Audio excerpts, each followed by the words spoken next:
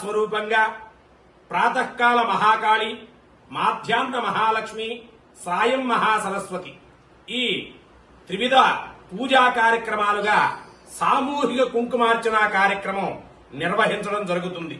అందులోనూ అమ్మవారికి ఎంతో ఇష్టమైనటువంటి కమలాత్మిక స్వరూపం అంటే అమ్మవారు కమలంలో ఉద్భవించింది, పద్మంలో ఉద్భవించింది అనేటువంటిది శాస్త్ర నిర్వచనం.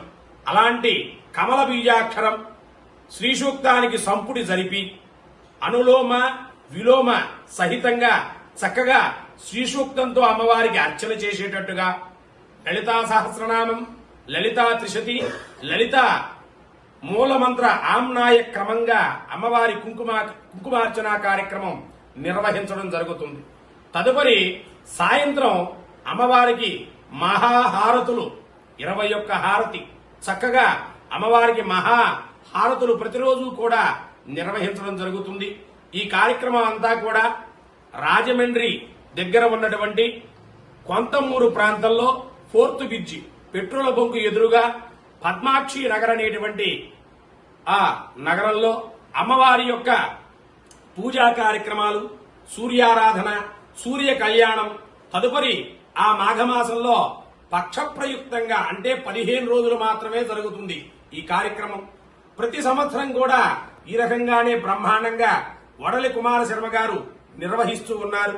కావున భక్తులెల్లరూ కూడా ఈ మహదవకాశాన్ని అందిపుచ్చుకొని అమ్మవారు మనకి సేవ చెయ్యాలి అనేటువంటి భాగ్యాన్ని ఇవ్వటమే గొప్ప.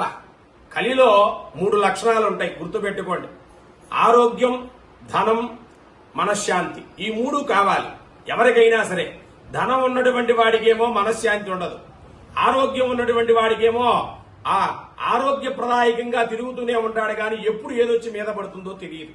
అదే రకంగా మనశ్శాంతి. కనుక ఈ 3 కారణాల చేత మానవుడు అనేక రకాలైనటువంటి బాధలు పడుతూ ఉన్నాడు. డబ్బు ఉంది, అది ఎడిపోతుందో అనేటువంటిది ఒక బాధ, ఆరోగ్యం ఎప్పుడు సన్నగిలుతుందో అని అదొక బాధ. కనుక మనశ్శాంతి, మనస్సు నిర్మలంగా ఉండాలి అని కోరుకుంటూ ఉంటాం మనం. ఈ 3 జరగాలి అంటే కలిలో ఒకే ఒక్క ఆరాధన, సూర్యారాధన సహిత మహాలక్ష్మి ఆరాధన.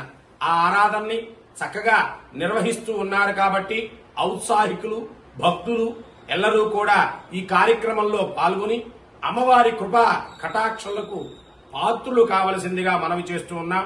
జై మహాలక్ష్మి, శ్రీ మహా